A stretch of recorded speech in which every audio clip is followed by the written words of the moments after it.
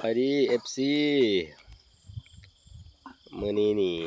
มาเกี่ยวข้าวช่วยเหี่ยเอี้ยนในมื้อนี้เด้อเก็บภาพบรรยากาศทุ่งไร่ทุ่งนามาฝากมื้อนี้ก็เป็นวันที่29เดือน9 2029มีแต่เก่ากับเก่า2024ก่อนสิลงก็ปั้นข้าวก่อนมื้อนี้นะเบิ่งดูทีมงานเหี่ยเอี้ยนเพิ่นเอาหยังมาสู้กินตอนเช้านี่แต่มื้อนี้ค่อยบ่กินนะเขาบ่อยากกินลาบซีนมาละสิลาบมื้อเช้าเด้อสิลาบซุปเปอร์เท่ากินมื้อเช้านี่เด้เอาเดี๋ยวลาบแต่มื้อคืนนี่บ่ได้กินมื้อคืนมาเกี่ยวข้าวเหี่ยเอี้ยนในมื้อนี้เด้อเหี่ยเอี้ยนเพิ่นกินป่นกบเท่าสู้กินเบิ่งอาหารเพิ่นนี่โอ้อาหารบ้านนาแท้นี่อันนี้มันหยังมาแล้วมันส้มปลาน้อย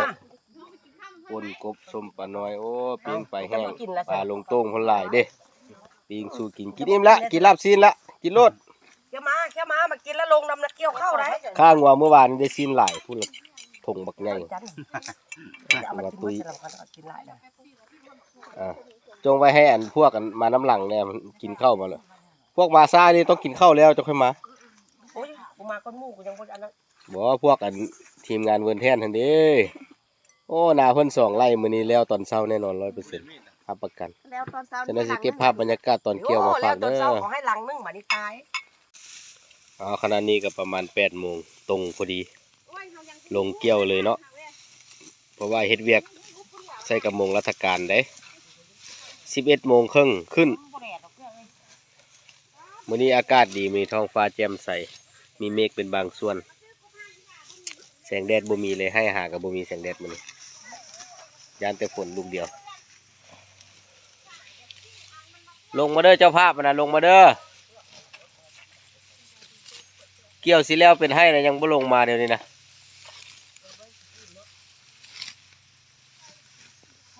เข้าแต่ว่าเข้าเป็นลักษณะเข้าเตี้ยเนาะเข้าเตี้ยแก่ดีอยู่เตี้ย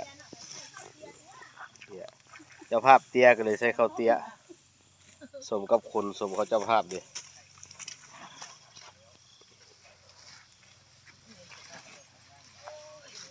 นา2 ไร่ปลายจัดไปแล้วตอนเช้า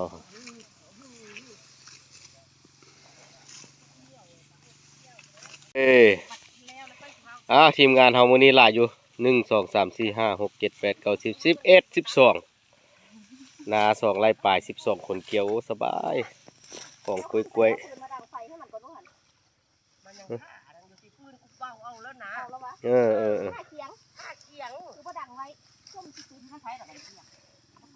เอาพี่ซอบไว้เองแล้วผู้ใดแต่งกินก็ได้นะบุกทีมงานเขาบุกเด้อแล้วไปละให้1 ชั่วโมงเขาเกี่ยวแล้วให้1แล้วเนาะ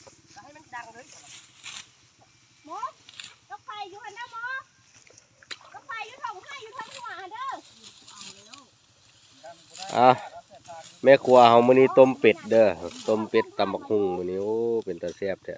แม่ครัวกับแมวก็ไปเป็นตาแซ่บเฮ้อแม่ครัวกับผู้งามหน้าขาวเปิ้นเวิ้นแม่ครัวมาตั้งแต่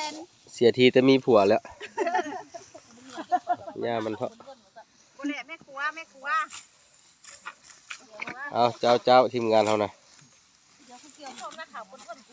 แล้วเครื่องมือนี่ให้หลังนึงเหรอได้นี่นะฮะแล้วเครื่องมือให้หลังนึงได้นี่แล้วเครื่องมือได้ลังนึงโอ้ยก็บ่แล้วเนาะอัน2 ลังนี้เรียบร้อยแท้ๆอีดีมันแต่งให้แล้วเด้อมันว่ากินผู้ละแก้วนึงเว้ยเอาไปเอ็ดยังเอาไปเงี้ยเดียวแล้วพ่อประจักขึ้นสวยขึ้นละพักผ่อนตอนเที่ยง12 โมงตรงเป๊ะปานไปเกี่ยวข้าวรับจ้างไปเจ้าของนาก็ได้เบิ่งดูเมนูอาหารมื้อนี้เป็นจังไดมีหยังเป็นตะกินอยู่บ่เอาโอ้ยเสะโอ้ยเสร็จหัวเป็ด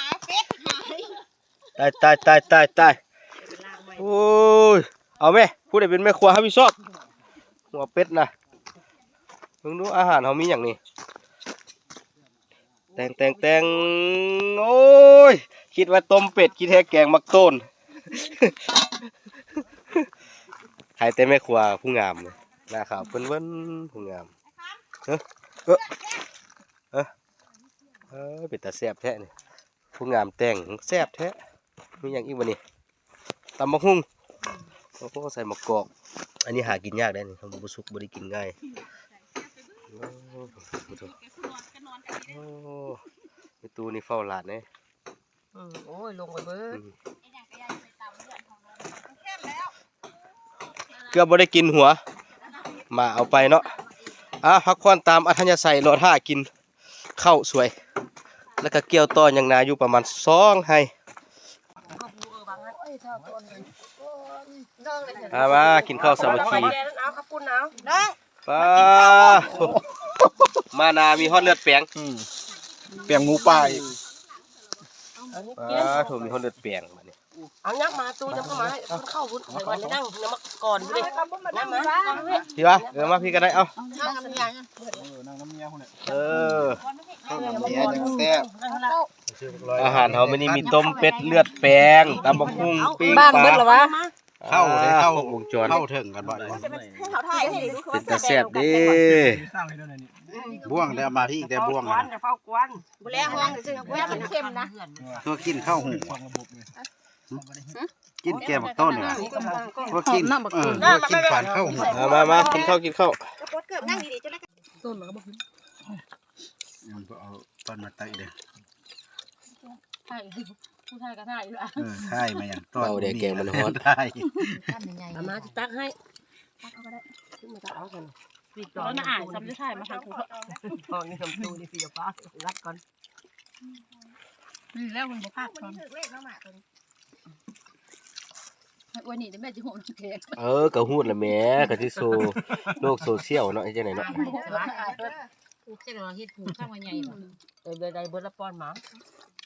นี่ก็ต้องมีผู้กินผู้อย่างโอ้แซ่บบ่แซ่บเนาะป้าถ้วยนี่คือว่าผลึกแท้ตีนมากองอยู่ตัวถ้วยนี่บาดนี่ ทำพูดนะ ตักให้เพิ่นเด้ ให้เขาแก้ตักให้เพิ่น จองไว้ ข้างหลัง ตีนนึง แก้วดิยังดูหม้อ กินให้มันเบิดเด้อ มื้อแรงก็สิบุกต่อขอบใจ FC เด้อติดตามเด้อบ๊ายบาย